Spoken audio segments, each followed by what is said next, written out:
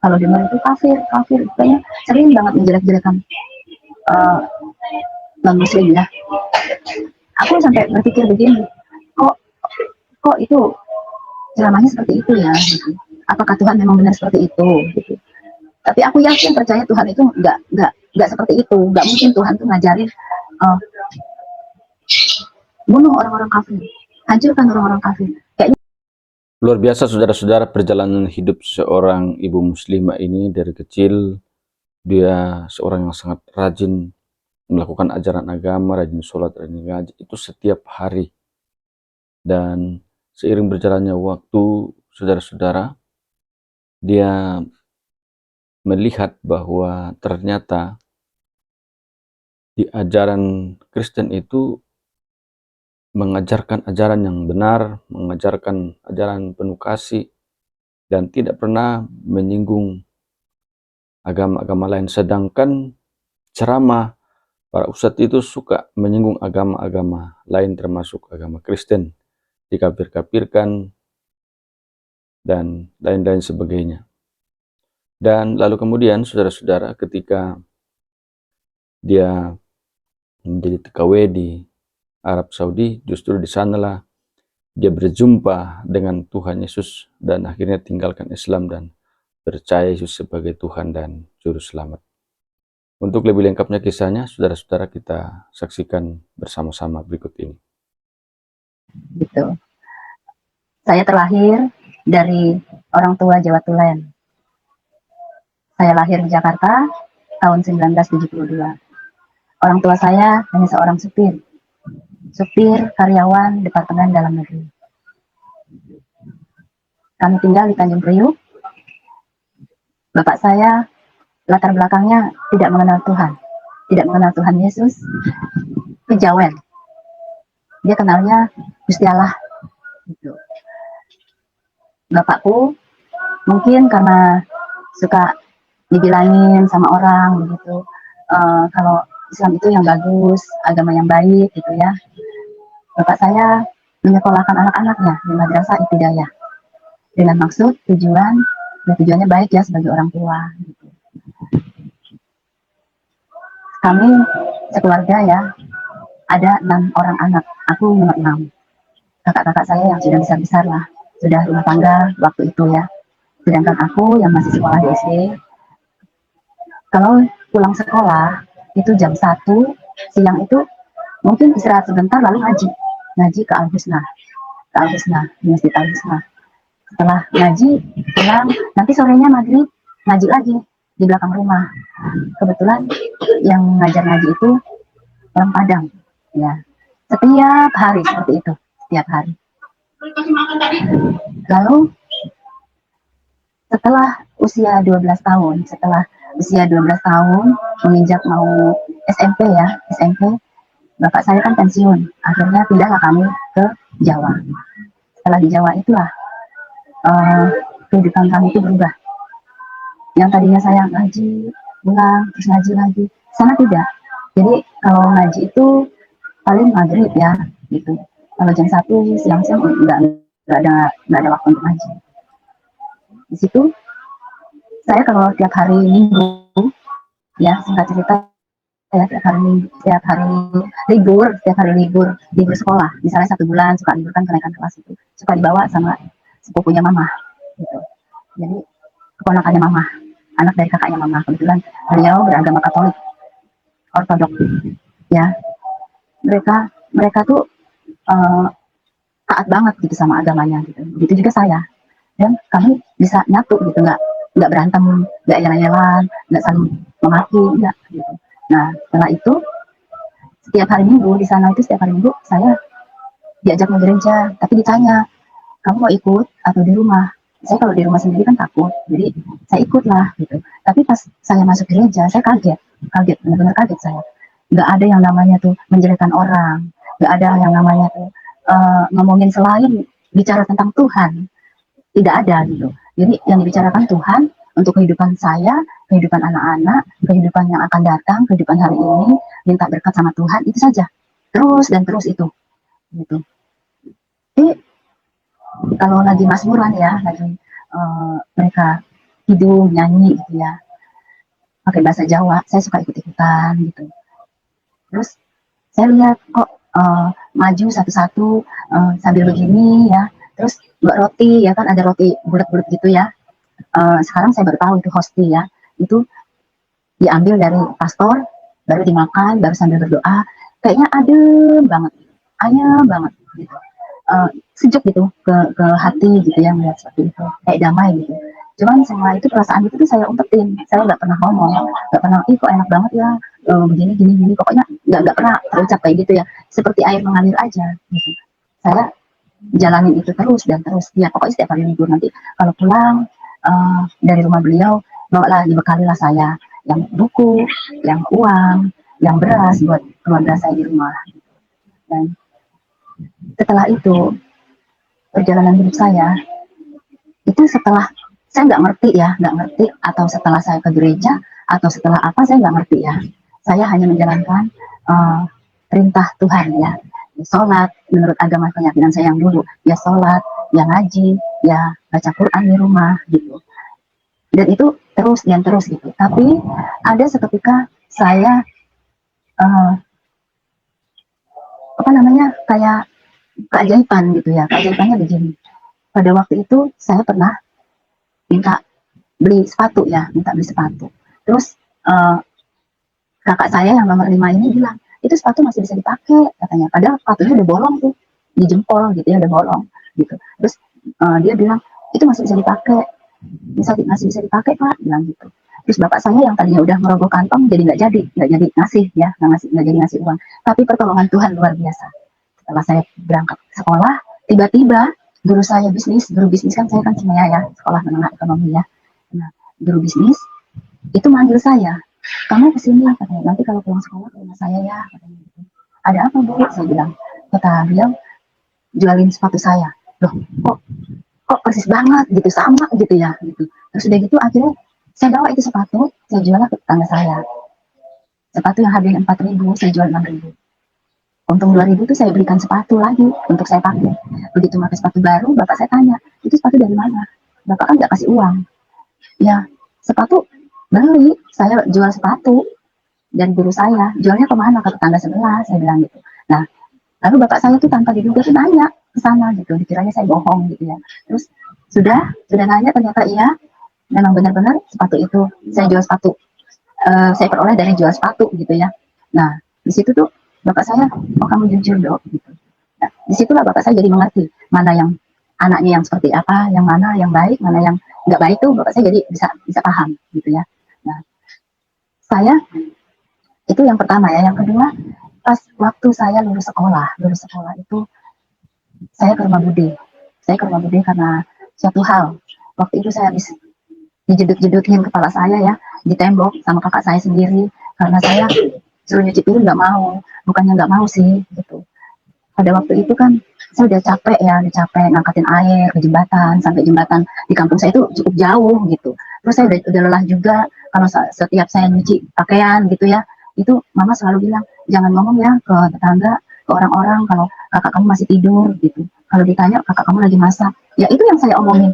Karena aku capek berbohong terus tuh capek gitu ya. Sementara yang dibela-belain ini nggak ngerti gitu ya gitu. Terus udah itu, setelah itu akhirnya saya kabur ke rumah bude saya. Saya kabur ke rumah bude saya. Di rumah bude saya disusulin sama bapak, suruh pulang. Saya nggak mau pulang. Saya nggak mau pulang Pak. Kenapa nggak mau pulang? Harus pulang katanya. Nggak mau, aku nggak mau pulang. Buat apa pulang kalau aku dipukulin, dimarah-marahin dulu, sedangkan kesalahan itu bukan kesalahan saya, kesalahan kakak saya yang ditimpakan ke saya gitu. Mereka sangat menyayangi kakak saya, tapi mereka sendiri mengorbankan saya. Nah, saya juga kan nggak mau dikorbanin ya. Lalu akhirnya dalam waktu itu saya sempat pulang ikut bapak. Di hari berikutnya akhirnya saya pergi lagi ke rumah Bude. Bude sudah disediakan pendeta di sana. Saya kaget, itu siapa? Ini pendeta. Saya panggil buat doain kamu biar kamu cepat dapat kerja. Dan puji Tuhan, ajaib banget ya. Begitu didoakan oleh pendeta itu, hari ini didoakan, besoknya saya langsung kerja. Gitu. Besoknya aku langsung kerja. Ya saya sih kerja di konveksi ya waktu itu. Sempat lagi terjadi lagi. Saya kan masuk konveksi itu kan pakai ijazah SMP. Karena memang yang dibutuhkan ijazah SMP waktu itu. Saya pakai ijazah SMP. Biarlah pakai ijazah SMP. Begitu suatu hari ini apa namanya, sekolah saya itu yang semuanya itu mengadakan PKL ke konteksi ini gitu. Jadi tiba-tiba kayak kayak kebetulan, tapi kayak apa ya, kayak sebuah yang udah direncanain gitu, tapi kayak ya pokoknya ajaib banget gitu ya. Tiba-tiba ada guru saya yang pas waktu itu saya masih muslim ya, saya wudhu mau sholat, guru saya itu bilang, loh kamu kok di sini? Iya saya kerja di sini Pak gitu. Akhirnya personalnya nanya, kamu dulu masuk sini pakai ijazah apa? Ijazah SMP, saya bilang gitu. Ini murid saya Pak, kata guru saya itu, kata bilang. Terus akhirnya ajaib banget, setelah itu saya dipanggil ke personalia, dinaikkanlah jabatan saya. Tadinya hanya karyawan biasa jadi asisten supervisor, sempat begitu. Lalu setelah sebulan 2 bulan ya, hampir 1 tahun saya kerja di situ, tiba-tiba personalnya tuh genit gitu loh. Saya kan nggak suka gitu, digenitin itu nggak senang gitu. Ya bukannya sok suci sok bersih, bukannya waktu aku masih ABG dulu kan nggak suka aja gitu orang berbuat yang nggak baik gitu ke saya gitu. Akhirnya saya dipecat karena saya nggak mau nurutin apa yang beliau inginkan. Saya dipecat, saya nggak apa-apa lah dipecat gitu. Akhirnya saya pindah ke Sukoharjo gitu. Saya pindah ke Pertendonan, saya pindah ke sana, dan puji Tuhan di sana diterima kerja di sana. Dan belum cukup juga ujian Tuhan sampai di situ. Begitu saya disuruh bersih-bersih sama manajer saya, disuruh ngerapiin kertas-kertas, berkas-berkas gitu. Disitulah kesempatan saya buat mohon kakak saya masuk ke perusahaan tersebut, karena kakak saya waktu itu masih nganggur ya gitu. Saya bilang pelan-pelan, Bapak di sini ada lowongan lagi ya? Ada, katanya gitu. Saya boleh masukin kakak saya nggak? Ya sudah, berkasnya bawa, mana kamu bawa, besok nanti kakak kamu menyusul baru kalau udah di ACC baru bisa masuk. Dan puji Tuhan sampai baru cuma 2 hari diproses langsung kakak saya bisa masuk kerja. Dan setelah ya niat saya tuh menolong saudara ya, menolong saudara. Tapi entah kenapa saya nggak ngerti gitu ya, malah jadinya malah nggak baik ya. Setiap pulang ke rumah tuh ceritanya katanya saya tuh di sana di kerjaan main laki-laki apa, padahal sih enggak gitu. Saya ngomong kalau ya saya bilang iya, kalau enggak ya saya bilang enggak gitu. Terus ya kalau misalnya seorang ABG remaja ya yang lagi puber-pubernya gimana sih, dapat tawaran yuk makan bareng sama teman-teman kayak gitu, menurut orang seperti apa, kan beda sama orang lain, laki-laki sama orang makan bareng sama teman, sekedar ditraktir sama teman itu kan hal biasa gitu ya. Tapi itu saya telan, ya sudah nggak apa-apa gitu, nggak apa-apa difitnah gitu. Setelah itu difitnah lagi sama tetangga sendiri yang kerjanya, padahal dia kerjanya sholat, ngaji, ceramah di masjid. Namun karena menurut dia akhirnya hancur dari reputasi saya di situ. Gitu. Tapi saya nggak pernah marah, nggak pernah menyalahkan orang. Ya biar mungkin memang jalannya sudah seperti itu. Dan hidup saya memang harus seperti itu. Kalau nggak begitu mungkin nggak dewasa gitu. Biar bertambah kedewasaan saya, mungkin maksud Tuhan itu. Singkat cerita, saya dijebak. Ada salah seorang tetangga saya suka sama saya, dan saya dijebak dengan minuman yang akhirnya saya minum. Akhirnya saya bisa, akhirnya terjadi pernikahan ya gitu. Saya mempunyai anak ya dari laki-laki ini yang waktu itu umur saya masih 20 tahun 20 tahun kan waktunya masih pengen senang-senangnya ya, namanya remaja 20 tahun. Suami saya umur 23 tahun, belum pada matang, masih pada mentah lah ibaratnya gitu. Tapi karena terpaksa ya akhirnya ya menikah itu tadi gitu. Dan akhirnya setelah itu keajaiban pun terjadi lagi dalam pernikahan saya itu. Dari saya nggak punya apa-apa ya, kami nggak punya apa-apa gitu, dan semakin lama semakin hari semakin bulan, hari bulan tahun.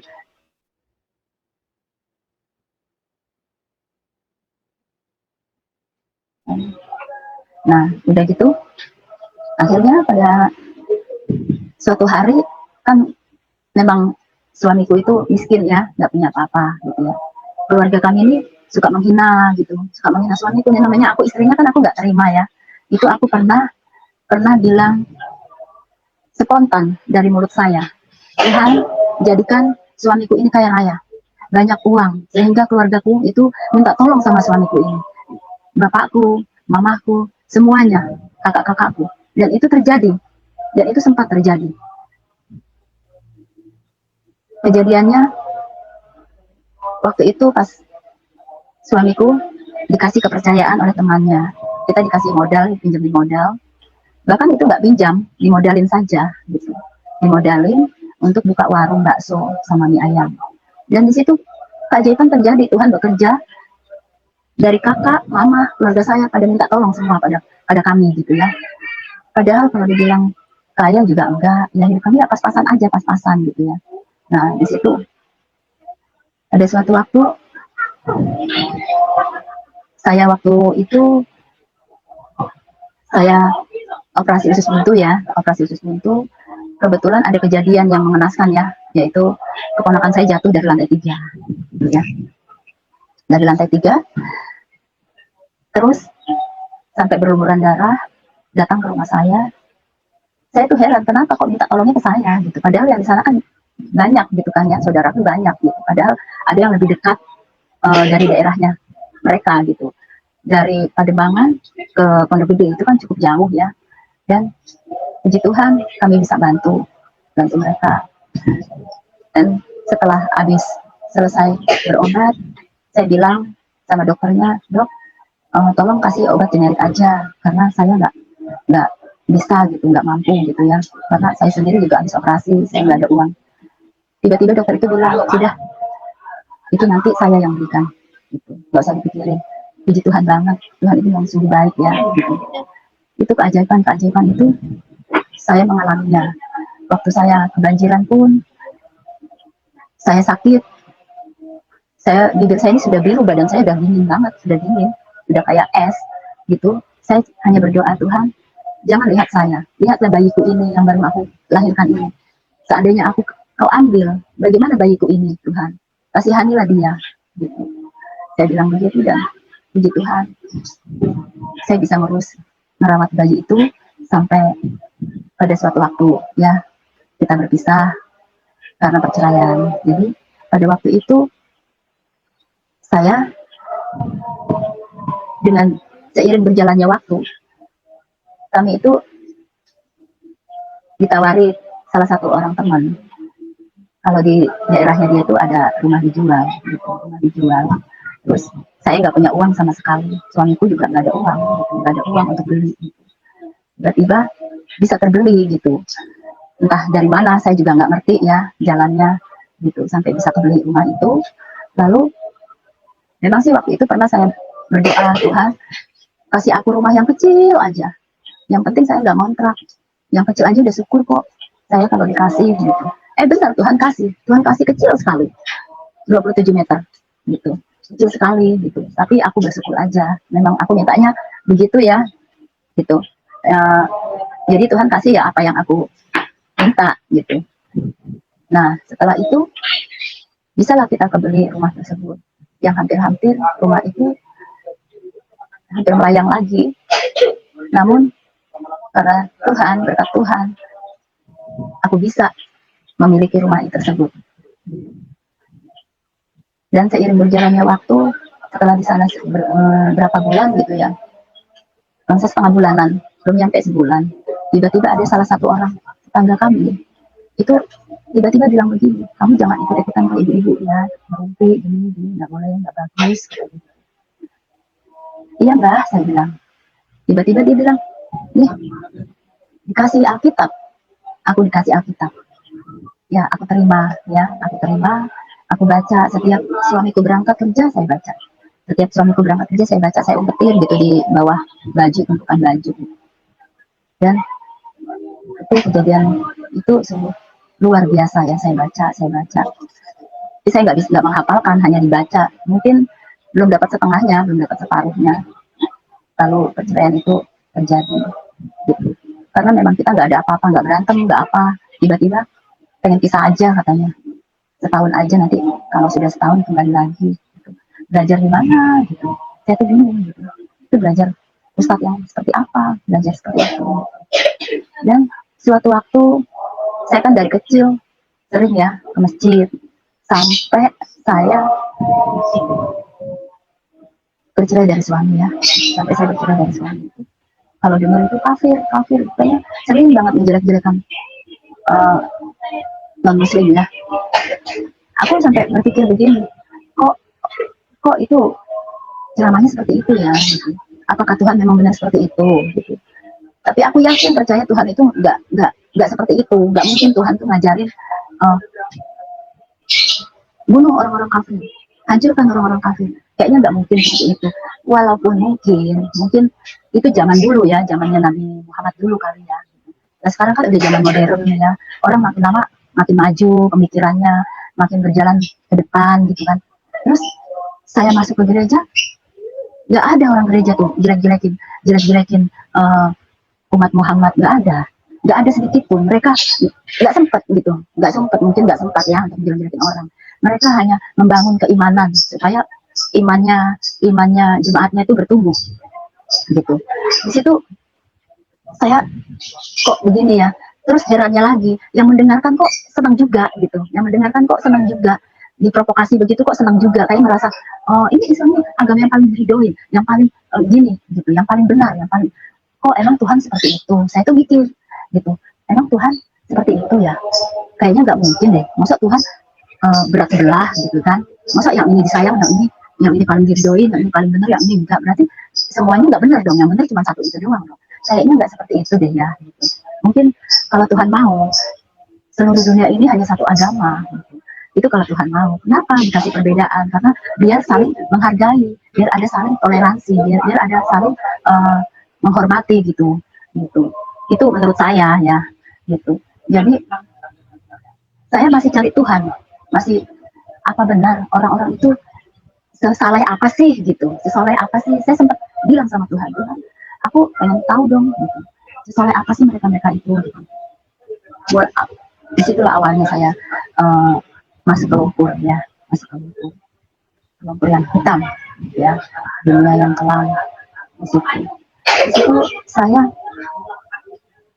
sempat, sebelum itu saya tuh ketemu dengan sosok makhluk yang bilangnya begini, aku mau ikut kamu, aku pengen pinjam raga kamu, katanya gitu.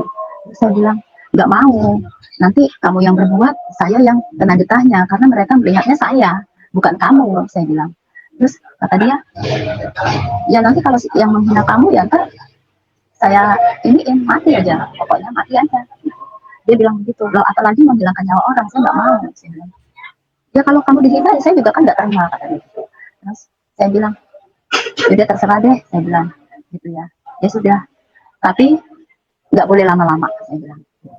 Enggak, saya nggak lama, dia bilang begitu.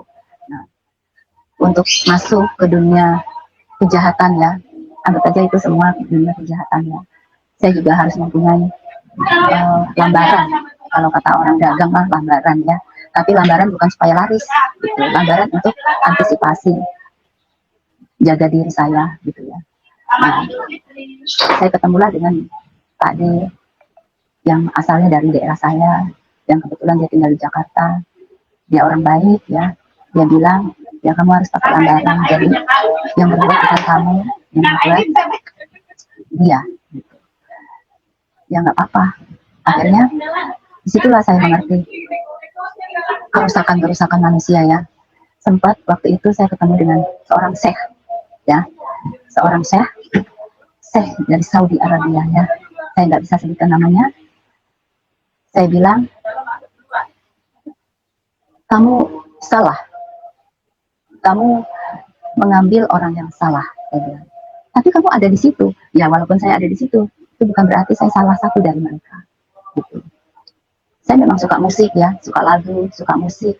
Ya kalau saya nyanyi, karaokean, gitu saya suka. Gitu. Tapi kadang-kadang mungkin suamiku dulu orang dari kampung ya, jadi pemikirannya kurang kurang kurang wawasannya kurang luas ya gitu. Jadi dia beranggapan istrinya suka nyanyi tuh mungkin dulunya pernah di karaokean, pernah kerja di karaokean, padahal enggak, orang memang hobi gimana sih ya gitu. Tapi nah seiring berjalannya waktu ya, nah saya bilang kamu salah, kamu ngambil orang yang salah, saya bilang. Terus ya dia sempat malu, dia bilang ya sudah nanti kalau ketemu di jalan atau apa jangan panggil saya ya gitu, tolong banget ya gitu. Oh iya oke, saya bilang. Lalu jadi saya cerita, saya juga bertemu dengan seorang yang baik ya, yang waktu itu yang pertama kali saya kenal orang ini, orang Arab ya, saya pertama kali kenal orang ini karena saya waktu itu mau dijual sama perempuan asal Bandung gitu ya. Itu saya mau dijual dengan orang ini, tapi ternyata Mister ini baik banget. Dia mempersilahkan saya tidur di tempat tidurnya, sementara dia tidur di kursi, di sofanya, sambil dia mabuk, sambil dia minum banyak-banyak dia, sampai dia teler ya. Terus saya bilang, sudah jam 3 subuh, saya langsung pulang. Saya lihat dia tidur pulas ya di sofa, ya udah saya pulang aja, saya tinggalin aja itu orangnya pulang. Sempat sewaktu dia sempat ngobrol gitu ya, saya kan mau pulang, saya bilang ini jam 12 saya mau pulang, saya bilang. Kata dia nggak bisa, kata gitu. Kenapa nggak bisa? Kamu itu udah saya beli dari orang itu, aku cuma istighfar aja, ya ampun gitu. Terus dia marah-marah tuh, telepon sama yang jual aku itu, dia telepon marah-marah, ini perempuan bagaimana gitu, perempuan baik-baik kamu kasih ke saya. Saya juga nggak bisa apa-apa dong, kata dia gitu. Terus dia gitu, saya dimaki-maki sama orang itu, katanya sok munafik, sok suci, sok bersih, katanya. Udah janda aja, katanya. Saya tunjukin bahwa seorang janda itu nggak semuanya seperti itu ya, mungkin ada segelintir orang tapi nggak semuanya ya seperti itu. Terus akhirnya saya minta pulang nggak dikasih, dia bilang ini sudah malam, nanti kamu kena polisi di luar malah bahaya, lebih baik kamu tidur aja di sini, saya nggak akan berbuat apa-apa, nggak akan berbuat macam-macam. Lalu akhirnya saya bisa pulang jam 3 pagi ya, saya bisa pulang dengan selamat gitu, karena orang ini tidur pulas, mungkin paginya dia cari-cari saya udah nggak ada ya. Terus saya pulang ke rumah si cewek ini ya. Terus makanya di sini ada pelajaran ya, kita setidak berdayanya kita bagaimanapun kalau ditawarin orang untuk tinggal di rumahnya, jangan cepat mau ya gitu, karena tidak semuanya orang itu punya ketulusan, tidak semuanya orang itu baik gitu. Seperti apa yang saya alami. Lalu setelah itu saya minta lagi sama Tuhan, saya pengen lihat seberapa rusaknya sih orang-orang besar gitu. Di situ saya diperlihatkan gitu. Saya diperlihatkan dengan cara apa? Saya pernah mengkonsumsi narkoba. Saya pernah mengkonsumsi narkoba ya. Itu juga awal mulanya dijejelin sama teman saya. Dibilang teman ya, bukan teman ya kalau kayak gitu. Dulu sih sempat dekat ya, tapi setelah itu saya udah nggak mau lagi berteman dengan orang seperti itu. Lalu di situ saya ketagihan, gitu, ketagihan. Jadi setiap saya punya uang, dan uang itu saya dapat dari saudara saya, gitu, saudara saya yang mampu, dia mungkin kasihan sama saya dikasihnya duit gitu. Nah di situ saya belinya kemana? Ternyata polisi-polisi itu juga ada loh yang jual. Jadi mereka sendiri yang jual, mereka sendiri yang menangkap, mereka sendiri yang, ya saya emang nggak tahu ya, itu mungkin dunia. Gitu. Dunia memang seperti itu. Saya diperlihatkan semuanya sama Tuhan. Semua itu pelajaran bagi saya. Jadi orang besar pun jangan kita melihat itu orang besar, jangan kita melihat itu jabatannya tinggi. Gitu. Di mata Tuhan itu semua sama. Yang beda itu hati kita, yang beda itu keimanan kita, yang beda itu taatnya kita, ketakwaan kita kepada Tuhan. Terus saya sempat pada waktu itu saya dikasih minum sama salah seorang dikasih minum sama salah seorang tamu ya gitu. Tamu yang saya kenal ya hanya di jalan aja gitu ya. Kenalnya di sebuah mall, waktu itu saya mau beli sepatu gitu. Lalu ketemu sama beliau ini, diajaklah saya mengantar, dia bilangnya anterin ke Bandung dong. Tahu Bandung nggak? Aku pengen ke Bandung. Terus saya bilang oke, saya anterin gitu. Tujuannya apa nih? Saya bilang tujuannya cari ini istrinya, katanya istrinya temannya ini gitu, yang sudah ya belilah gitu, kasih mahar 400 katanya gitu. Saya antar lah ke Bandung, dan di Bandung itu cari-cari nggak ada alamat yang dikasih itu, nggak ada. Ternyata alamatnya alamat palsu ya. Nah udah gitu, setelah itu akhirnya kita balik ke Jakarta lagi. Nah disitulah saya dikasih minum ya, Coca-Cola. Waktu itu kasih minum Coca-Cola, saya sempat nggak ingat apa-apa lagi, nggak ingat apa-apa ya. Kejadian lagi lah itu sekali itu aja. Gitu. Lalu akhirnya ketemulah gitu, ketemulah si siapa, si Santi, Santi ya namanya Santi. Ini anak masih belasan tahun ya, kasihan. Gitu. Saya sampai, aduh, dijual sama bapak tirinya, kasihan banget gitu. Saya nggak tega saya melihatnya gitu. Saya bilang, waktu itu kebetulan saya sedang mens ya. Saya bilang, Santi, kamu lihat itu apa? Saya gitu. Dia ketakutan, langsung makanya dia kabur. Saya suruh pergi. Padahal Santi itu saya suruh pergi, saya yang nyuruh pergi. Dan saya seolah-olah saya mau nganterin mereka ini ke Bandung. Padahal saya yang menyuruh Santi itu pergi. Itu memang Tuhan suruh aku menolong ya, menolong orang. Walaupun saya sendiri ini tidak tertolong gitu. Tapi nggak apa-apa, saya ikhlas gitu. Terus uh, setelah perjalanan hidup itu, saya bilang Tuhan jangan lama-lama dong. Saya maunya cuma setahun aja nih, saya mengerti dunia kayak begini gitu, jangan sampai lama. Setelah itu saya nangis di hadapan Tuhan dengan uang yang ada di tangan. Waktu itu saya seminggu itu saya dapat uang 8 juta seminggu. Itu bukan saya tidur sama laki-laki gitu. Jadi saya bergaul sama mereka. Setiap masuk hotel itu bertiga, pasti ada ceweknya 2, perempuan 2, lakinya 1, pasti itu. Nah saya tidur dan mereka saya nggak tahu ya lain. Memang seperti itu yang saya alami. Waktu pernah lagi Tuhan tuh jaga saya tuh benar-benar menjaga saya, benar-benar menjaga. Jadi saya merasa aman, nggak ada apa-apa gitu. Terus satu lagi yang saya aneh. Waktu itu pernah tuh seorang wartawan ya, dia bilang sih wartawan gitu, seorang wartawan. Pernah dia sama teman aku, dia bilang sama aku, kamu mau gak? Saya bilang nggak mau. Saya bilang, saya memang ada di situ, tapi saya bukan salah satu di antaranya. Saya bilang, kamu ngekos di mana? Saya ngekos di sana. Saya cuma bilang saya ngekos di sini di Jakarta, udah gitu aja.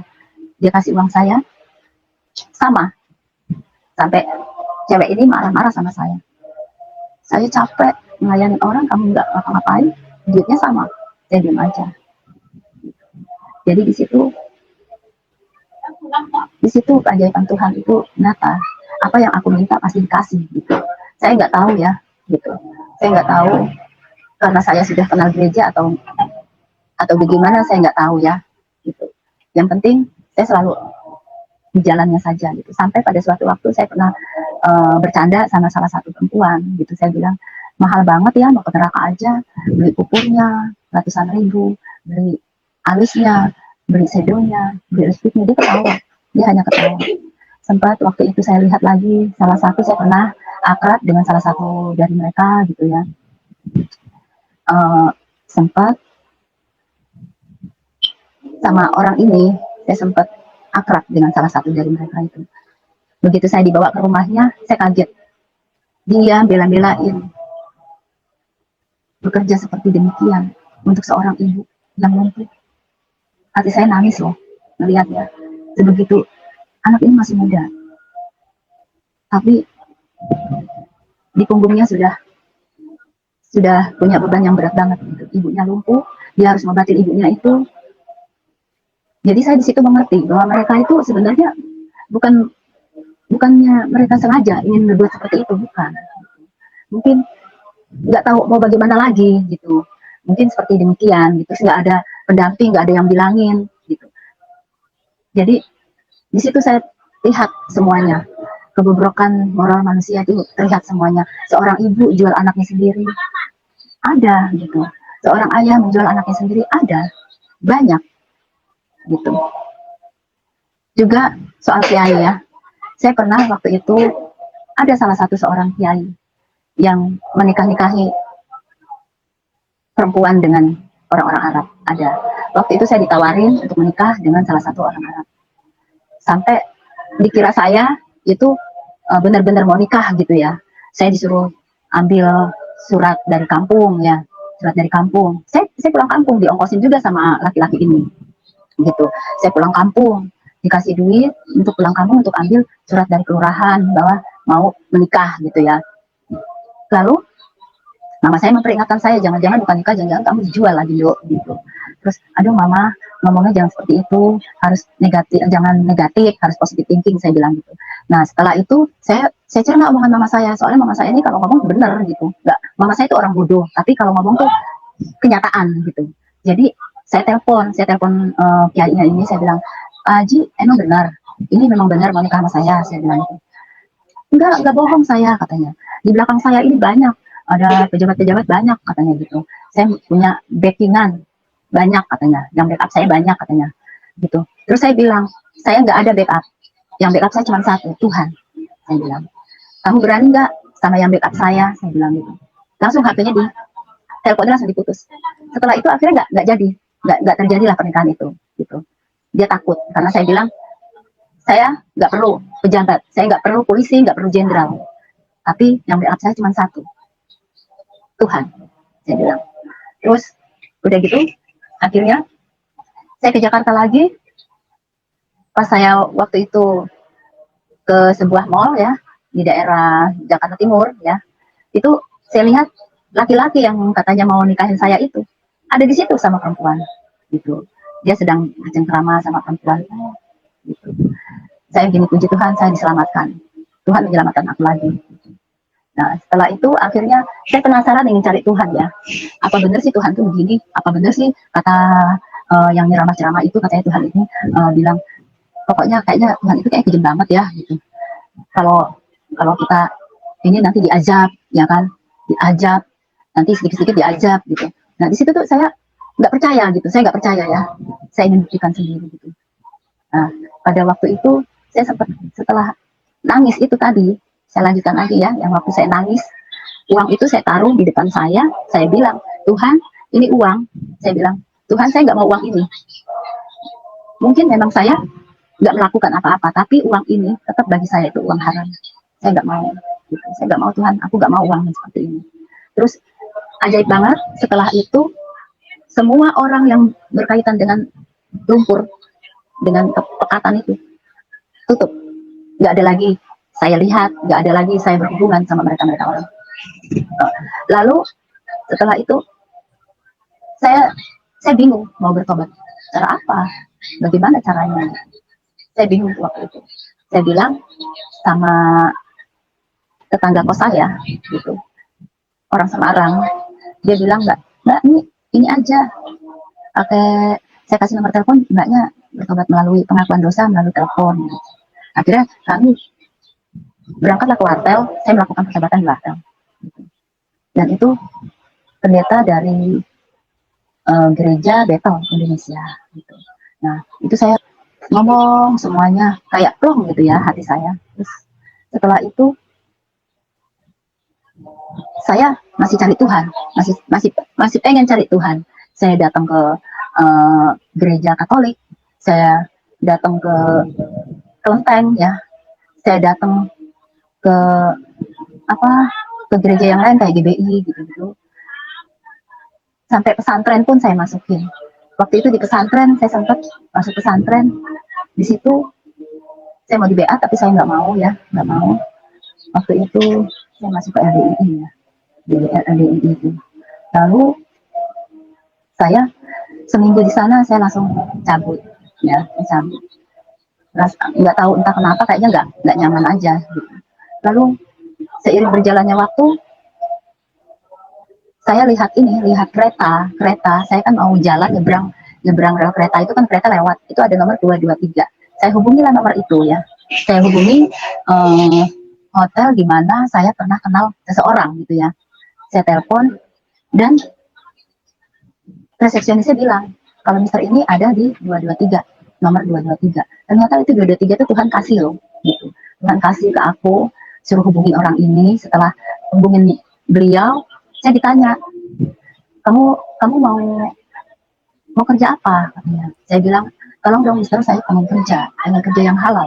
Saya nggak mau seperti ini, saya nggak mau jalan-jalan sama orang yang ya begitulah gitu. Nanti saya nggak melakukan apa-apa tapi jelek gitu kan. Saya bilang gitu. Terus kata Mister ini, oke, kamu mau kerja apa? Gitu. Saya nggak bisa bantu kamu, saya ini orang asing, katanya gitu. Ya tapi saya harus sama kamu, pokoknya saya ngeyel gitu, minta tolong sama dia aja gitu. Lalu akhirnya dia bilang, kamu punya ijazah? Iya saya punya. Kamu punya surat cerai? Iya saya punya. Kamu benar-benar kamu sudah cerai dari suamimu? Iya, sudah cerai saya dari suami saya. Terus kamu punya, masih ada orang tua? Masih ada mama, saya bilang. Minta surat izin orang tua. Terus, oh ya sudah, tapi saya nggak punya uang buat ke kampung, saya bilang gitu. Sama dia, ditanya lagi, kamu mau ke Jawa naik apa? Naik pesawat, naik bis, atau uh, naik pesawat, naik bis, atau naik kapal laut, kata dia. Terus saya bilang, ya kita ini kan, saya kan diajarin untuk bersyukur ya. Ada orang nolong kita, walaupun dengan ongkos untuk naik mobil aja kita udah syukur alhamdulillah, udah puji Tuhan banget gitu ya. Nah di situ saya langsung bilang, ya saya kan harus jujur ya, nggak boleh bohong. Saya bilang, saya naik bis aja. Benar naik bis aja? Iya saya naik bis aja. Terus akhirnya dia dikasih uang 200.000. Dia tanya lagi, bis itu PP berapa? Saya bilang PP 200. Saya bilang cukup. Benar-benar dikasih 200. Saya berangkat ke Jawa. Dan dia bilang juga, bisa nggak pagi besok langsung nyampe sini lagi? Saya bilang bisa. Saya berangkat ke Jawa, sampai Jawa langsung saya ambil ini apa namanya, dokumen-dokumen itu semuanya, perabotannya itu saya ambilin semua, saya bawa ke Jakarta lagi. Saya langsung berangkat ke Jakarta, nggak nginep dulu atau gimana, nggak, langsung saya ke Jakarta. Jadi saya harus konsekuen ya dengan omongan saya gitu. Akhirnya saya hari itu juga saya langsung ke hotelnya, saya telepon lagi, saya bilang, misal saya udah ini, oh ya udah oke gitu. Saya datang ke sana, saya bawa itunya apa namanya, surat-suratnya, dan saya akhirnya dibawa ke salah satu PT di Jakarta. Berangkatlah saya ke Saudi Arabia. Yang pertama, ke Saudi yang pertama itu saya aman-aman saja, karena beliau menitipkan saya kepada teman-temannya mungkin ya, gitu. Sudah diatur ya, demikian rupa. Dan dia selalu telepon, gimana kabarnya, bosnya baik nggak, gitu. Kalau nggak baik, pindah lagi nggak apa-apa, gitu. Saya bilang baik, saya bilang begitu. Namun ada salah satu kejadian yang saya ditarik, abaya saya sampai sobek ya, gitu. Itu pas waktu yang Saudi yang pertama, ya, yang pertama. Cuman itu saja kejadian yang hampir gitu. Dan akhirnya agennya itu kasihan sama saya karena udah terlanjur sampai di Saudi ya. Akhirnya kita diurusin lah sama beliau, lalu dititipkanlah aku di rumah agent sampai akhirnya aku pulang yang ngongkosin beliau 8 bulan duduk nangis di rumah agent. Ya terserah deh, kamu mau kerja terserah, mau kerja mau enggak terserah, tapi yang namanya kita di rumah orang kan nggak mungkin nggak kerja ya, pasti bantu-bantu lah gitu. Dan itu saya lebih senang begitu gitu, nggak seperti orang kerja terus kayak disuruh diperintah ini perintah itu, atau apalagi sampai dipukul sampai di ini. Saya nggak mau begitu. Jadi saya menganggapnya kayak ke rumah saudara saya aja, biasa kayak ke rumah saya. Waktu itu pikiran saya tuh semua orang tuh sama gitu, semua orang itu nggak ada yang jahat gitu. Jadi pikiran saya itu, saya kalau ke rumah, karena rumah saudara saya ini kan besar ya, jadi saya kalau ke rumah orang, ke rumah besar gitu, karena udah terbiasa, jadi saya nggak ada kagumnya, nggak ada, ya biasa aja gitu, nggak ada bagaimana gitu ya, biasa-biasa aja gitu ya gitu. Nah akhirnya yang pertama saya nggak dapat apa-apa dong gitu. Memang sih saya dapat uang ya, Nah, yang keduanya baru saya ketemu Tuhan Yesus. Gitu. Jadi ceritanya begini, baru berapa hari di sana, gitu, mungkin ada semingguan, karena pembantu yang pertama kan mau pulang, jadi saya udah ada di situ, saya diajarin dulu sama sama beliau nih, sama pembantu yang pertama nih, orang Cianjur ya waktu itu, sama asistennya udah diajarin, saya udah bisa, asistennya pulanglah ke Indonesia ya, saya di sana kerja, dan satu hari itu aku tuh nangis gitu, nangisnya begini, waktu itu aku lapar banget, seharian itu kerja di Arab itu nggak mudah ya, kerja di Arab itu berat sekali gitu. Jadi pekerjaan rumah tangga di Arab Saudi itu tidak seperti di sini, tidak seperti di Indonesia. Gitu. Karena mereka juga ngambil kita kan nggak murah ya, juga nggak sedikit ya uang yang keluar. Jadi kita harus konsekuen dengan pekerjaan yang kita kerjakan sama uang hasil ininya juga harus sesuai gitu kan. Nah pada waktu itu saya lapar, saya ke dapur, ada roti, yang ada di sana roti itu aja di kulkas, saya ambil, saya panasin di microwave ya, terus saya bawalah ke atas, saya bungkus pakai aluminium foil, saya bawa ke atas, kamar saya di atas, karena di sana baru mau makan, baru mau saya lahap gitu, baru saya buka, baru saya mau makan, tiba-tiba bel bunyi ya, ada bunyi bel. Nah udah gitu saya buka pintu, saya bilang sama madam, ada apa madam, mau disuruh apa lagi gitu. Enggak, saya mau tanya roti yang di situ mana ya. Saya bilang, oh iya saya ambil, saya bilang gitu. Saya ambil madam, saya bilang, madam mau, saya bilang, ya mau, saya lapar, kata madam itu. Oke, bentar ya, saya bilang. Saya ke atas lagi, saya ambil roti itu, saya serahkan ke madam itu. Namun setelah itu saya nangis, udah benar-benar nangis, sedih, capek, seperti pokoknya udah deh, sedih banget gitu ya. Di dalam tangis saya itu tiba-tiba ada cahaya terang di tembok itu, nongol gitu, ada cahaya terang banget. Saya kaget gitu, itu apa gitu. Terus ada suara, kata dia, jangan bersedih, jangan menangis, kata suara itu, jangan bersedih, jangan menangis, aku berikan lilin ini padamu, nyalakan lilin ini terus, maka apa yang kamu minta akan aku kabulkan. Kok lilin gitu, memang ada lilin di tangannya dia gitu, cuman saya mukanya tuh saya nggak lihat, cuma tangannya aja, tapi saya penasaran di balik cahaya itu siapa gitu. Saya lihat di balik cahaya itu ternyata, loh itu kan kayak yang gambar di gerejanya masku, saya gitu ya dalam hati saya. Terus itu siapa ya, apa benar itu Yesus gitu. Terus memang persis mukanya seperti itu gitu ya. Sejak saat itu saya nggak berani lagi menyangkal. Kalau dulu mungkin saya pernah menyangkal ya, saya menyangkalnya gini, saya kenal Yesus, saya tahu Yesus, tapi saya tidak percaya dia itu Tuhan. Saya selalu bilang begitu, saya tidak percaya dia itu Tuhan. Namun saat itu saya dibuktikan bahwa dia itu Tuhan. Saya yakin dan percaya bahwa dia itu Tuhan. Jika bukan Tuhan, dia tidak akan berkata seperti demikian. Gitu. Dari ini apa gitu ya? Saya masih bertanya-tanya. Lalu pagi harinya saya langsung pamitan sama bos saya, sama madam, sama baba, kalau saya nggak mau kerja di situ, karena saya nggak bisa kerja sama orang yang pelit. Kalau sementara tenaga kita kan diporsir, jadi otomatis makan juga kan harus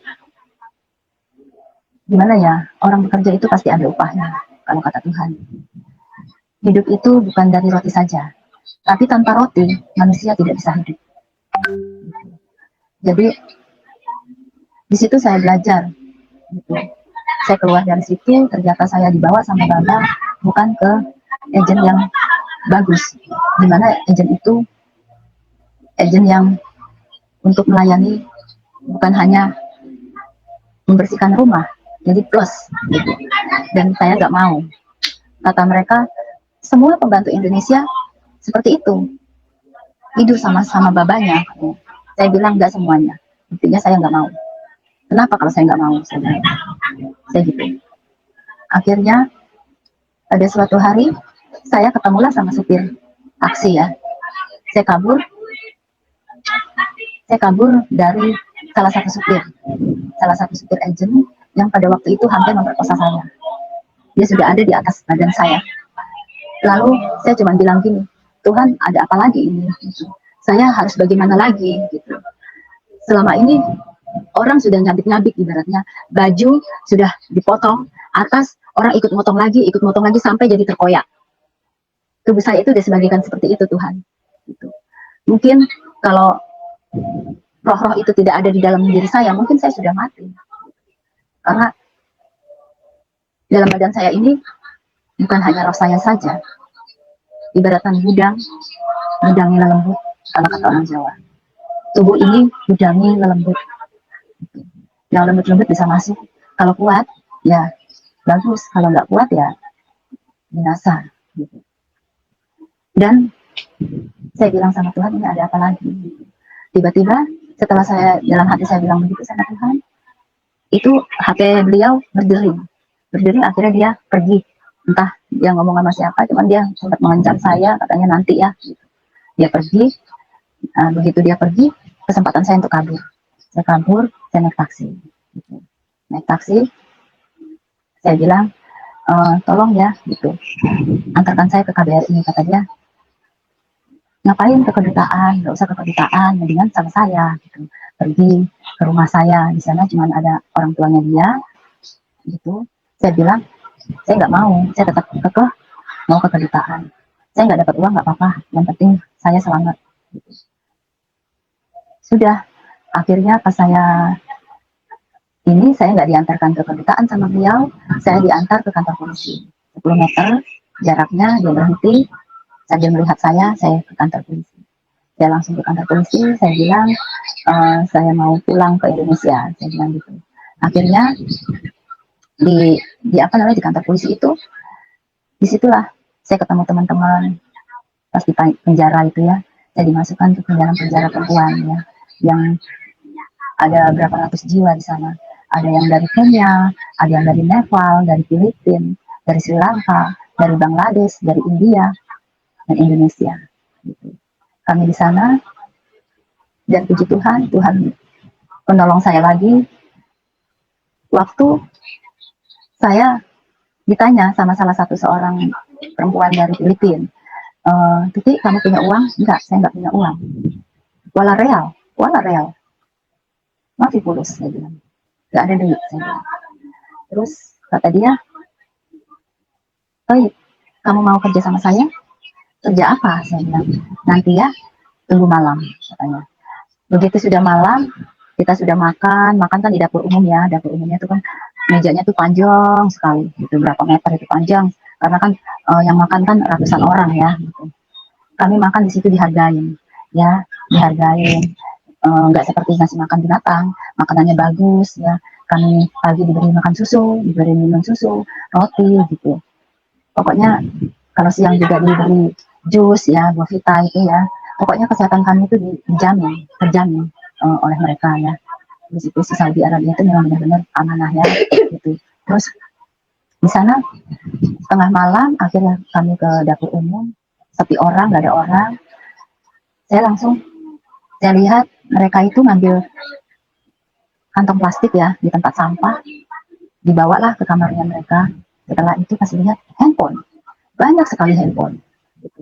Disitulah aku akhirnya berjualan di dalam, berjualan HP ya, jualan HP. Mau HP nggak ya bisik-bisik gitu ya. Pokoknya kalau ada yang sampai bocor, mati gitu. Karena jangan sampai ini kedengar sama polisi ya. Kalau kedengar sama polisi bisa berabe, bisa digantung bareng-bareng ya. Terus udah gitu akhirnya dengan seiring berjalannya waktu 3 bulan, pokoknya 2 bulan lebih, hampir 3 bulan,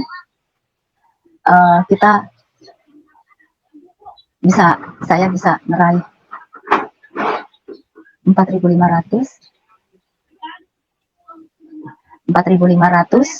real di situ. Nah setelah itu akhirnya saya bisa pulang, dipanggil pulang ke Indonesia. Nah jadi kesininya Tuhan itu menolong saya berkali-kali. Waktu di Saudi juga pernah saya hampir mati dengan ratusan orang ya, ratusan orang. Itu orang Bangladesh, campur-campur lah ya, Bangladesh, India atau apa Pakistan.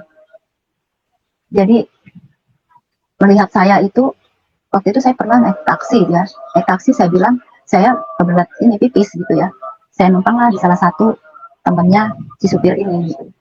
Ternyata setelah keluar dari situ, temannya si supir ini itu nelponin teman-temannya banyak banget gitu. Jadi mereka tuh datang semua.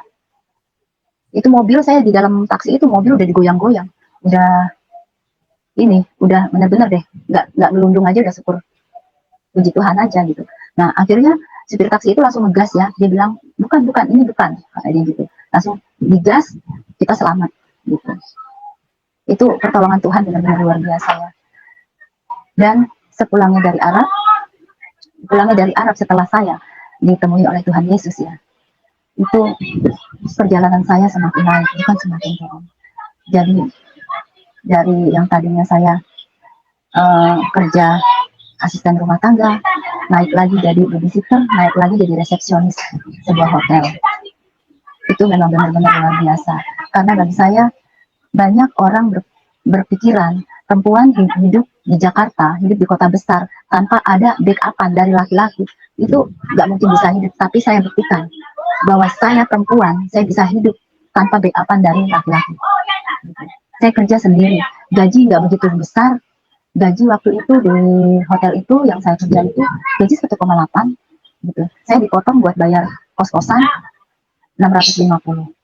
650 sisanya berapa? Hidup di Jakarta gitu. Kayaknya nggak cukup ya, tapi Tuhan kasih berkat. Tuhan yang mencukupi gitu. Kita mah kerja aja. Yang penting kita kerja, hasil Tuhan yang punya gitu. Tuhan yang tentukan mau hasilnya berapa terserah Tuhan gitu. Itu saya benar-benar ya.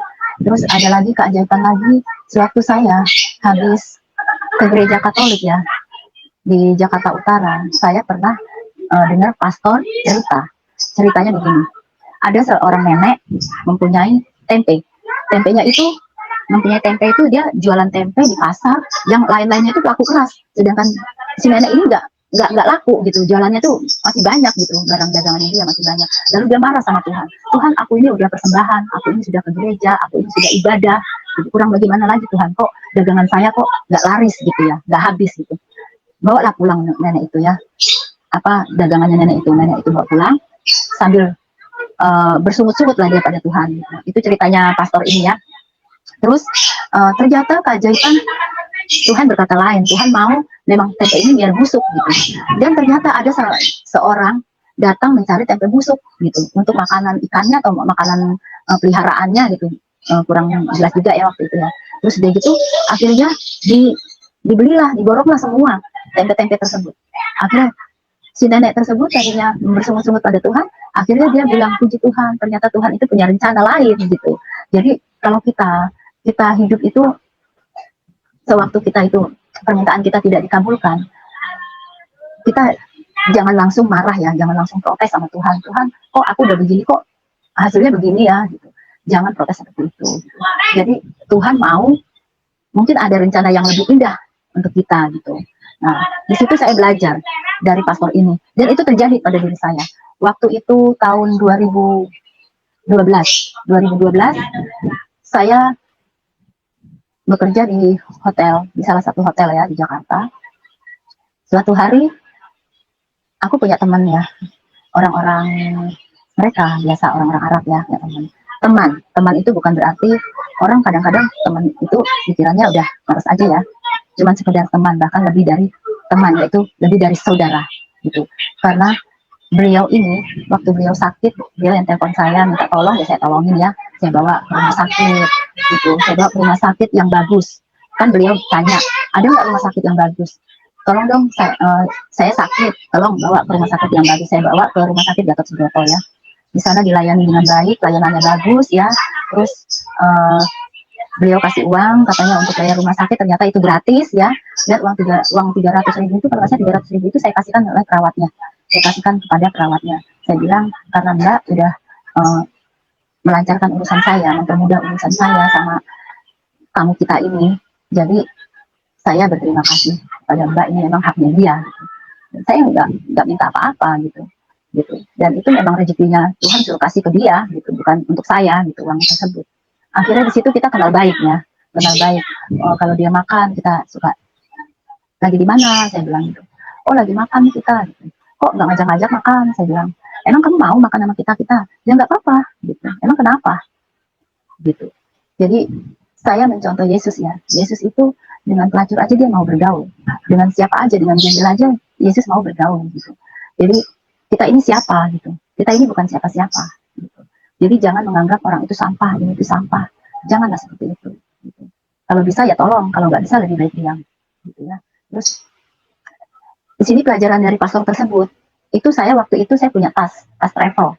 Tas travel itu saya dapat hadiah dari salah satu bank ya, salah satu bank swasta, karena saya menabung di sana. Terus saya dapat tas itu saya simpan, udah berbulan-bulan tas itu. Saya tawarin ke orang karena tasnya, saya kan udah punya tas ya. Nah, tas ini masih bagus, masih baru, saya tawarin ke siapapun, saya tawarin 35.000, nggak ada yang mau. Nggak ada yang mau, sampai saya putus asa ya, saya bilang, ya Allah, ini gimana gitu. Tasnya ini saya jual kok nggak ada yang mau gitu. Dan tanpa diduga, si Mister ini, beliau ini telepon saya mau pulang hari ini, tapi saya perlu tas. Kamu bisa nggak carikan tas buat saya? Oh saya punya, saya bilang gitu. Nah, saya kasih aja. Saya mau ini hadiah buat kamu, buat kenang-kenangan dari saya bilang gitu. Tapi mereka nggak mau, kata mereka, oh kamu itu kan bisnis gitu. Kamu itu kan bisnis, karena waktu itu saya memang jualan Mokarizo ya, jualan penumbuh rambut, penumbuh jenggot gitu ya. Itu saya jual kepada mereka ya, saya belanja di Cempaka Mas, saya jual kepada mereka gitu. Terus udah gitu mereka nggak mau, kamu itu miskin katanya gitu, kamu itu miskin, kamu itu perlu pertolongan, kamu itu butuh gitu. Tapi kenapa kok kamu selalu kayak merasa nggak butuh gitu? Saya nggak pernah merasa miskin gitu selama ada Tuhan. Saya nggak pernah merasa miskin karena saya tidak pernah berkekurangan. Walaupun mata orang melihat saya berkekurangan, tapi saya tidak pernah merasa berkekurangan gitu. Terus tas tersebut saya bawa dan dibayar 350.000 gitu. Di situ saya terhenyak gitu ya, saya sampai oh benar ya pastor itu, ternyata perkataan positif itu bisa positif juga bagi yang mendengarnya gitu. Mungkin saya menyampaikan di sini semoga aja menjadi berkat bagi banyak orang ya, apa yang saya katakan ini ya, amin ya gitu. Jadi disitulah perjalanan hidup saya sampai suatu ketika saya mengalami kecelakaan tanpa saya luka-luka di tangan, jaket saya juga jaket saya juga nggak robek gitu, padahal itu aspal loh ya, jalanan aspal ya. Terus kaki saya juga nggak ada apa-apa, nggak memar, nggak apa gitu, sampai ya hari ini puji Tuhan gitu, naik bajainya terguling-guling, itu pun saya diselamatkan oleh Tuhan. Berapa kali saya menghadapi maut ya, tapi puji Tuhan saya tidak apa-apa. Bukan saya yang hebat, tapi Tuhanlah yang hebat. Tuhan sudah melindungi saya. Makanya kalau ada lagu yang tiada mustahil bagimu, tak ada yang mustahil bagimu, itu aku selalu nyanyi itu, yang ku yakin saat kau berfirman, ku menang saat kau bertindak, hidupku hanya ditentukan oleh perkataanmu. Ku aman karena kau menjaga, ku kuat karena kau menopang, hidupku hanya ditentukan oleh kuasa-Mu. Bagi Tuhan tak ada yang mustahil, bagi Tuhan tak ada yang tak mungkin. Mukjizatnya disediakan bagiku, ku diangkat dan dipulihkannya. Jadi Tuhan itu benar-benar dahsyat pertolongannya. Tuhan selalu membela aku, di mana aku ingin beli sepatu, dihalangi oleh saudaraku, tapi Tuhan memakai yang lain buat menolong aku agar aku mempunyai sepatu. Dan Tuhan begitu banyak lah gitu.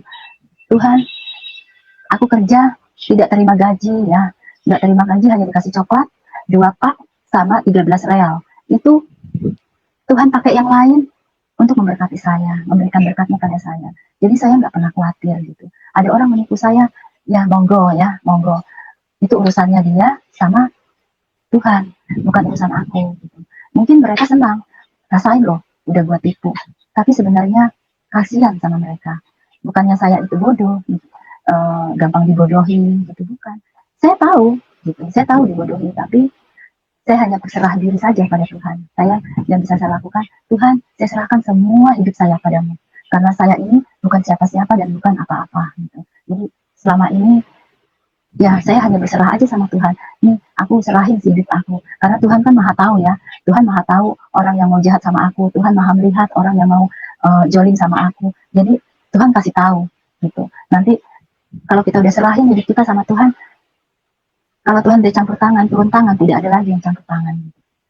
Jadi sampai saya mengenal Yesus, sampai saya anehnya begini. Waktu itu pernah saya mau dipukul sama kakak saya, namun tiba-tiba kok tangan saya langsung begini gitu.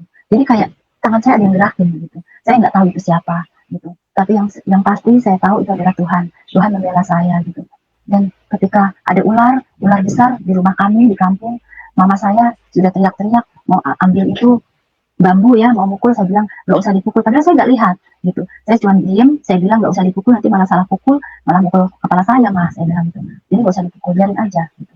Akhirnya itu ular pergi sendiri gitu. Jadi semua itu Tuhan itu membela saya. Pembelaan Tuhan itu sangat luar biasa. Tuhan kan melihat bagaimana saya dipukulin, bagaimana saya dicaci maki, bagaimana saya dihina.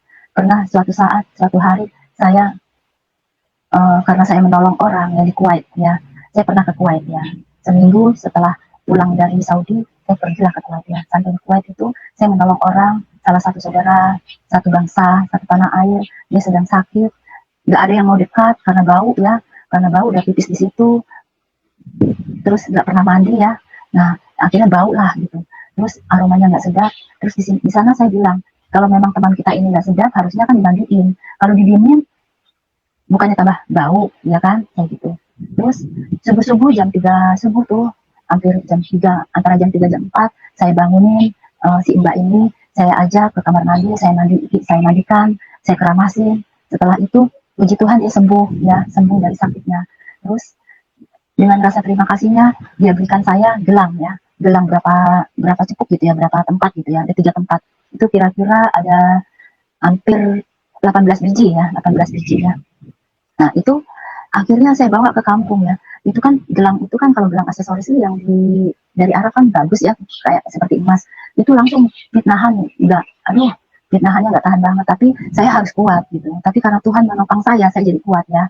Orang menghina saya, katanya saya jual diri di Arab, saya diam aja. Karena Tuhan kan maha tahu gitu, bagaimana saya di Arab. Jadi biarin aja orang mau kata apa gitu. Nah suatu hari orang yang ngata-ngatain saya itu saya bawa ke rumah. Saya bilang, kalau kamu mau gelang ini ada banyak di rumah, saya bilang gitu. Coba lihat, boleh nggak lihat? Boleh, saya bilang. Saya kasih lihat, oh iya bener bagus, saya bilang gitu. Saya kira emas, bukan, saya gitu. Kalian itu salah sangka. Semua itu kesalahpahaman itu bahaya banget loh, ya. Semua itu yang terjadi di dalam diri saya ini adalah kesalahpahaman. Dari awalnya sudah salah paham gitu. Dari awalnya orang hanya mendengar dari orang lain, bukan dari mulut saya, dari orang lain, dari si A, dari si B. Walaupun dari orang terdekat saya, yaitu dari mantan suami saya sekalipun, itu harusnya konfirmasi dulu dengan yang punya diri gitu ya, agar nggak salah paham gitu ya. Kan jadi dosa kan gitu. Jadi kalau begitu kan jadi dosa. Dosanya jadi gimana ya gitu. Saya datang ke tempat orang punya hajat waktu itu, orang udah pada nggak mau deketin saya. Orang pada melihat saya itu seperti kotoran gitu. Jadi saya hanya diam. Saat itu saya hanya bisa diam.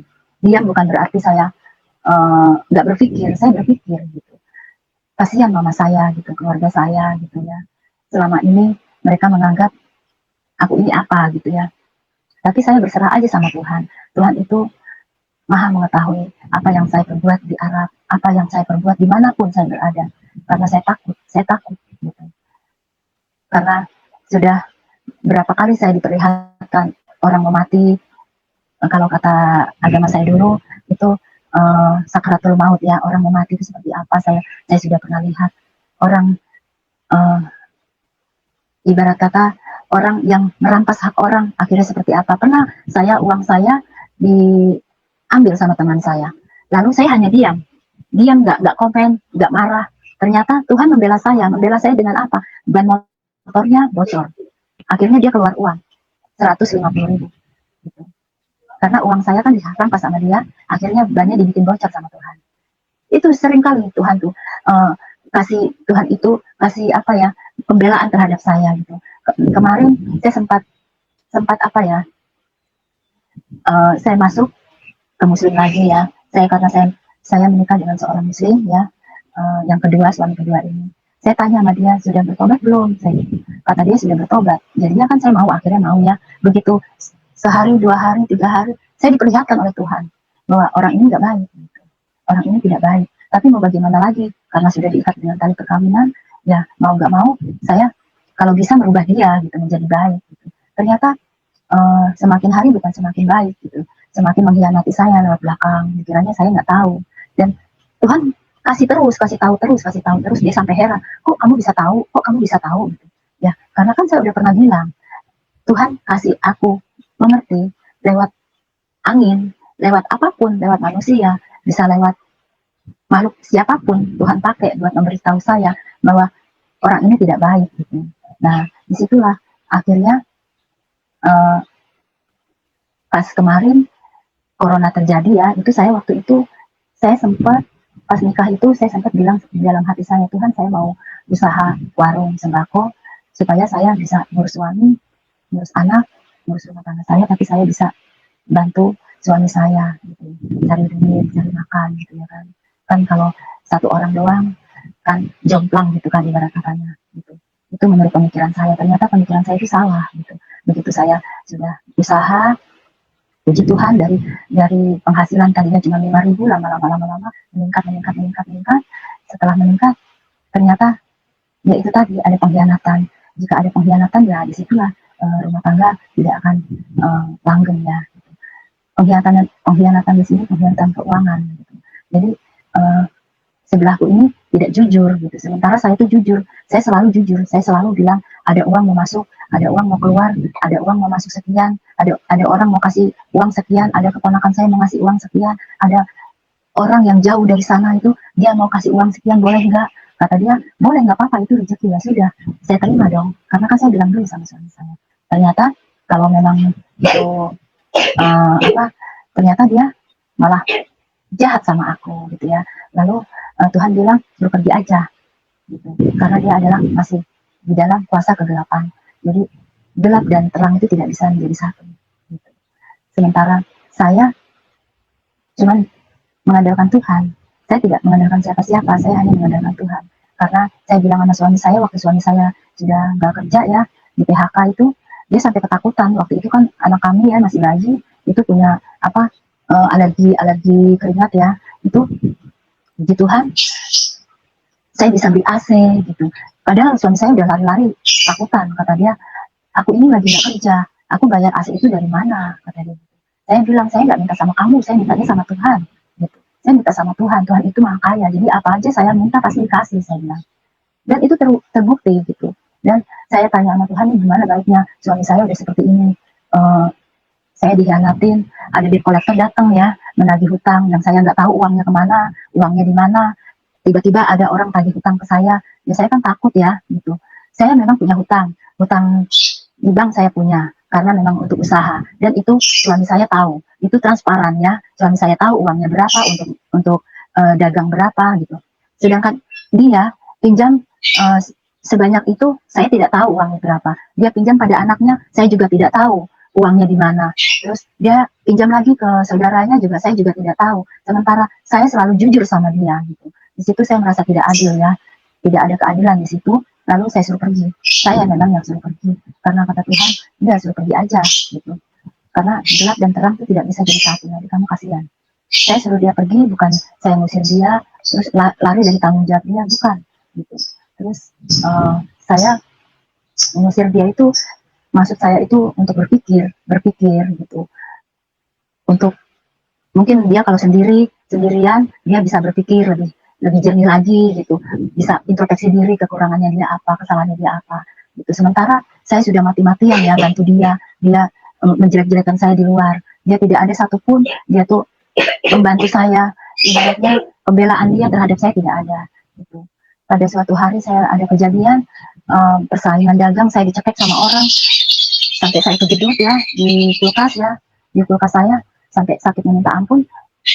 Dan itu urusan kepolisian juga saya laporkan ke polisian itu karena penganiayaan ya waktu itu juga suami saya nggak ada pembelaan gitu. Makanya Tuhan yang terbaik seperti apa gitu. Akhirnya warung itu habis tidak tersisa. Perabotan kami pun juga habis tidak tersisa gitu. Dan kami dari nol lagi terus ada yang tanya kok kita ngelihat kamu tuh kayaknya nggak punya apa-apa ya, tapi kok kamu kok seneng terus gitu. Ya karena saya serahin semuanya sama Tuhan. Semuanya saya sudah serahkan sama Tuhan. Tuhan, ini hidup saya, mati saya sudah serahkan pada Tuhan. Jika saya mati di Bali, orang Bali pakai cara orang Bali bikin jenazah saya, ya silahkan. Kalau memang Tuhan sudah kehendaki seperti itu. Bila saya mati di jalan ditemu sama orang Muslim dengan cara Muslim, ya silahkan. Memang kalau Tuhan sudah berkehendak seperti itu. Gitu. Jadi saya bila saya mati di dalam gereja dan orang-orang gitu, umat Isa Al-Masih yang mengurusi jenazahku, ya itu ya pokoknya hidup mati saya sudah serahkan semuanya. Hidup saya ini saya sudah serahkan karena saya yakin percaya Tuhan pemelihara yang baik. Karena saya diciptakan ini pasti dipelihara, sudah ada jaminannya, sudah dijamin sama Tuhan, makan, minum, pakaian, tempat tinggal Tuhan sudah jamin semuanya gitu. Jadi saya nggak pernah ada rasa khawatir lagi gitu. Hanya itu saja. Semoga kesaksian ini bisa bermanfaat bagi banyak orang di luar sana yang mungkin masih ada punya rasa ketakutan, rasa kekhawatiran gitu. Ya Pak. Luar biasa ya. Bisa dengar suara saya Bu di sana? Bisa. Dengan baik. Bisa. Puji Tuhan ya, nggak batuk ya saya ya. Luar biasa Tuhan ya. Saya nggak batuk loh, Pak. Padahal tadi di rumah batuk banget loh. Luar biasa. Tadi saya tepuk gini, Tuhan jaga ya. sembuh, saya bilang gitu. Iya, bener-bener ya Tuhan itu ya. Aduh, mau kesaksian. Saya tadi gini, Tuhan aku mau kesaksian, dilancarkan, dimudahkan ya Tuhan. Gitu. Cuman begitu aja saya kalau berdoa, nggak bertele-tele saya kalau berdoa cuman gitu aja. Saya kalau minta cuman begitu saja sih Pak. Iya, gitu. Iya, dan ternyata sampai kesaksiannya pun tetap dijaga dan dilindungi Tuhan ya Bu ya. Iya. Iya teman-teman. Ya, nama ibu kita yang bersaksi ini adalah nama sudah di Kristen, namanya Lydia Stuti ya, atau dipanggil dengan Ibu Tuti. Nama asli beliau adalah Sabtuti, dan nama KTP, nama rekening semua namanya Sabtuti. Luar biasa ya. Tadi kita sudah dengar kesaksiannya ya, mulai dari awal ya sampai tadi akhir, dari awal di bawah melanglang kemana-mana di dunia malam, di mana iya Pak, Bandung, kemana-mana, sampai ke di bawah juga sampai ke Arab Saudi. Iya Tuhan ya, bener-bener ya. Tuhan, gratis lagi ke Arabnya Pak, gratis naik Garuda lagi, coba naik Garuda lagi coba pesawatnya. Iya, sampai di sana Tuhan menampakkan diri secara khusus ya. Iya. Dalam terang. Iya Pak. Ya. Dan itu ya sampai ke Indonesia, kemudian jadi anak Tuhan Yesus, jadi Kristen yang sungguh-sungguh. Nanti kita tanya lebih jauh sedikit ya. Yang kita tarik dari kesaksian dari Ibu Tuti adalah bahwa di dalam perjalanannya itu tadi kan kita lihat ya, jauh dari kemewahan ya, tetapi penderitaan, satu penderitaan secara daging ya, dibawa, ditarik sana, ditarik sini, banyak mengalami perjuangan hidup yang harus bertemu dengan laki-laki, dan aduh luar biasa ya kita dengar. Tapi tadi kita lihat dari kesaksiannya itu betapa Tuhan menjaga, dibela ya, terus juga dilindungi ya dimanapun dia berada. Saya teringat satu ayatnya di dalam kitab Mazmur ya, Yesaya, maksud saya Yesaya 43 ayat 4. Tuhan bilang begini, oleh karena engkau berharga di mataku dan mulia, dan aku ini mengasihi engkau, maka aku memberikan manusia sebagai gantimu dan bangsa-bangsa sebagai ganti nyawamu.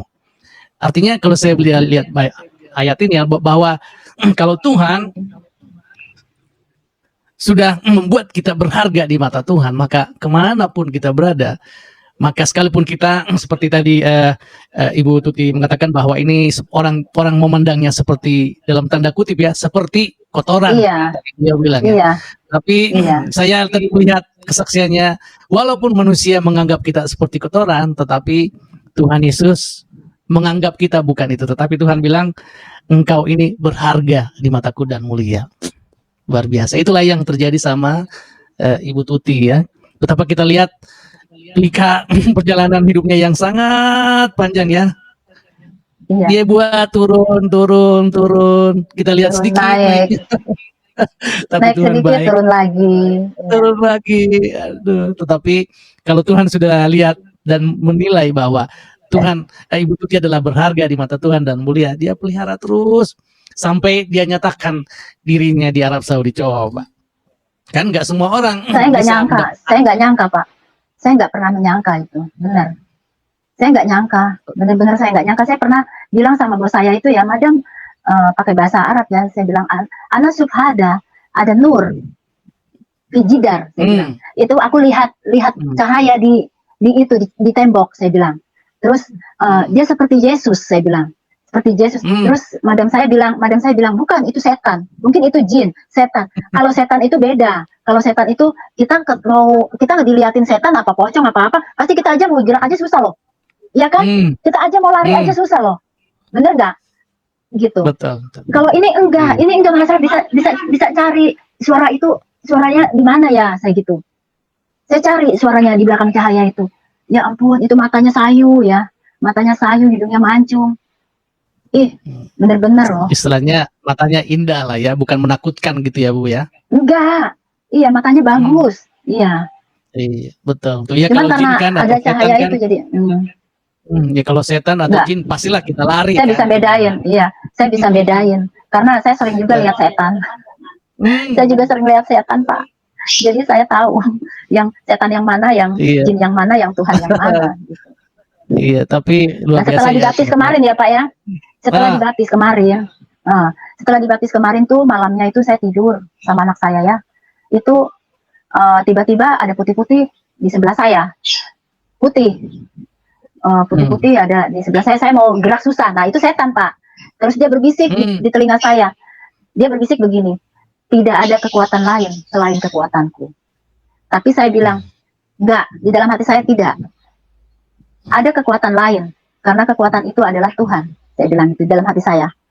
Terus akhirnya saya ngomel-ngomel sendiri malam-malam itu. Saya bilang, dalam nama Yesus, saya bilang, "Nya kamu, ngapain kamu di sini?" Saya bilang gitu. Saya ngomel-ngomel sendiri. Anak saya sampai bilang gini, Mama marah-marah sama siapa katanya. Terus saya bilang, itu sama setan. Tadi ada setan datang. Saya bilang gitu. Iya. Terus paginya saya telepon sama pendeta yang baptis saya. Beliau tanya, apa ada kelewatan pengakuan dosa kan? Apa ada kelewatan pengakuan dosa itu? Iya, silakan. Apa ada yang kelewatan gitu pengakuan dosa pas kemarin mau baptis kan pelepasan gitu. Terus saya bilang nggak ada. Saya cerita semuanya. Saya bilang nggak ada yang makhluk yang pengen kakek saya itu suruh keluar ya sudah semuanya sudah saya lepaskan gitu. Saya bilang sama pendeta saya ini. Terus ya itu intimidasi iblis katanya, karena kamu sudah dalam terang. Dia nggak suka, kata dia gitu. Betul. Ya biar saja, kan nggak suka ya biar aja lah.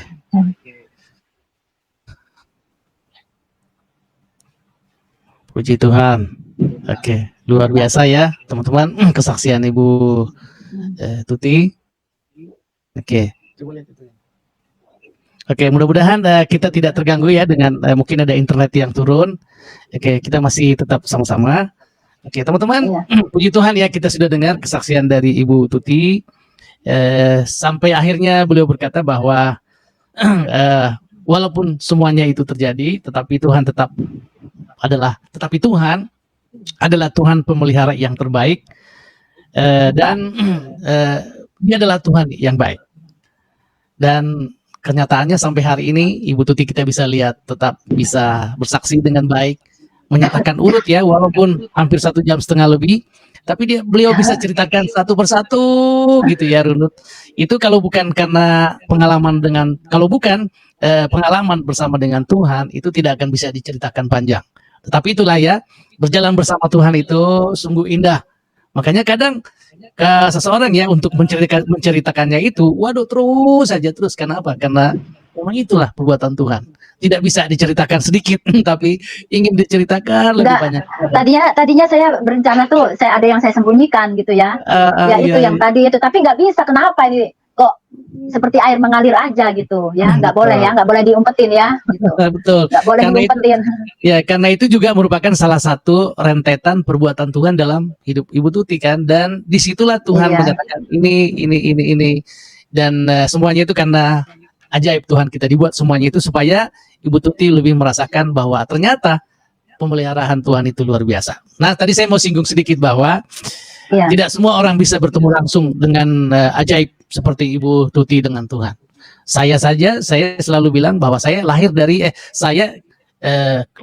sudah Kristen, artinya saya lahir sudah horas, gitu, artinya udah Kristen dari zaman dulu. Tuhan kan kita jarang dosa, dengar ya orang Kristen sejak lahir gitu ya bisa melihat bagaimana perbuatan kehadiran Tuhan.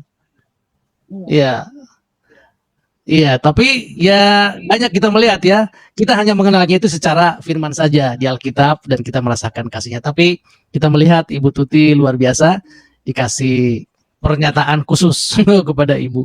Nah, karena itu tetap setia dalam Tuhan, Bu, tetap semangat. Kalau dulu sudah panjang penyertaan Tuhan dalam kehidupan Ibu, maka ke depan pun seperti yang Ibu tadi bilang, tidak perlu khawatir. Tidak perlu risau. Warung habis diambil orang, silakan. Ya. Silakan ke sana. Gitu. Dulu sama suami pertama, sama suami pertama saya punya rumah. Ya, hasil keringat bareng-bareng lah ya.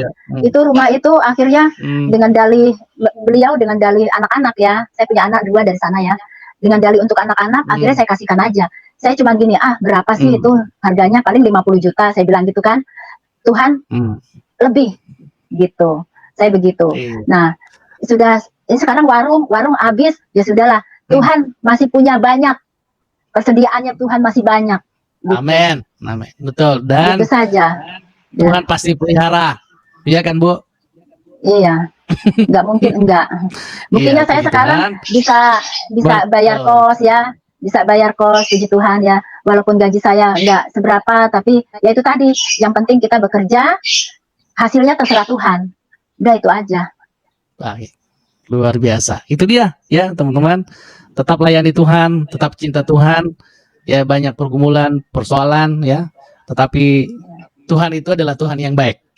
Tuhan tidak akan pernah biarkan kita jatuh, tertimpa tangga, kemudian tangganya ada anjing menggorok, tidak, tapi Tuhan tidak mungkin. Tapi nggak Tuhan mungkin, kalau Pak, tidak gitu. biarkan kita, betul, kalau kita jatuh tergeletak, tangannya akan menopang. Iya Bu, benar-benar. Iya benar itu kenyataan itu Pak, benar. Tuhan tidak membiarkan anak-anaknya jatuh tergeletak, memang benar. Benar itu Pak. Betul, karena digendong, kita kemana-mana digendong sama Dia. Amin. Karena itu teman-teman ya, mungkin ada teman-teman yang sedang menonton kesaksian dari Ibu Tuti ya. Mungkin ada pengalaman mirip lah, mungkin mirip atau mungkin ada yang mirip atau juga perjalanan sama. Ya jangan khawatir ya teman-teman. Percaya kepada Yesus ya. Seperti Ibu Tuti tadi sudah terima Yesus, maka walaupun pergumulan tetap ada, persoalan ada, tapi tadi apa? Pengakuannya nggak khawatir, tetap semangat. Tetap santai aja, ikut Tuhan, santai saja, saja. Betul, karena hidup kita itu ada di tangan Tuhan, luar biasa ya. Bukan di tangan laki-laki Pak, bukan di tangan laki-laki ya, di tangan Tuhan. Nggak punya suami nggak masalah, mungkin Tuhan belum kasih. Iya, hidup kita di tangan Tuhan dan Dia yang jamin hidup kita di dunia ini bahkan sampai di akhirat. Sampai mati, ya. Sampai mati.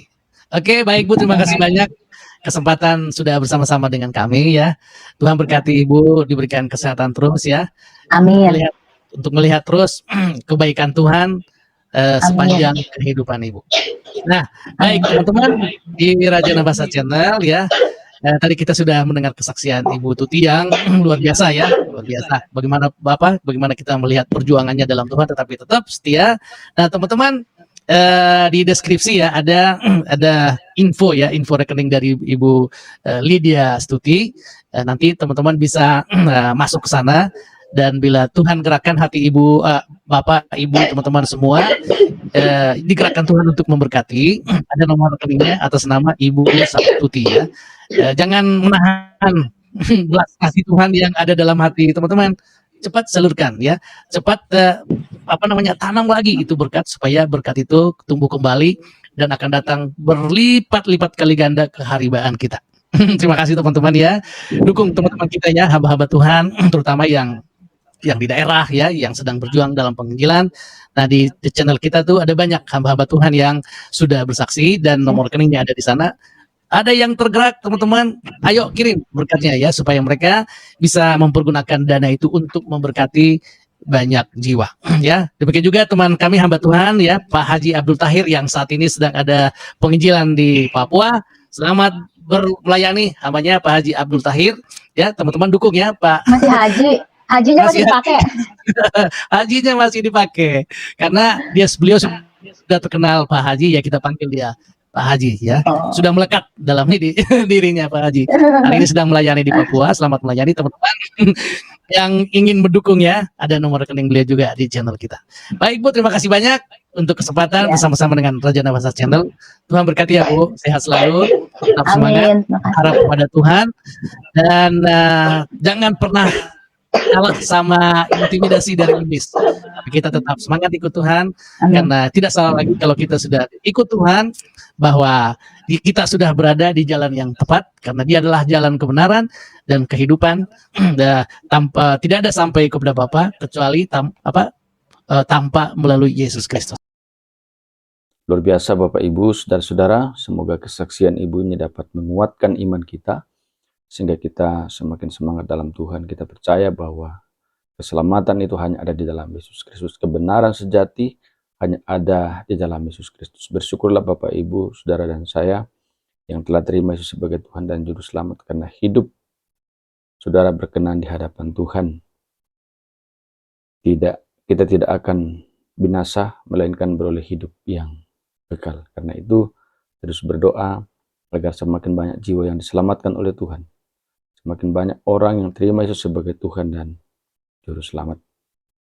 Sampai jumpa di video-video berikutnya, dan Tuhan Yesus memberkati.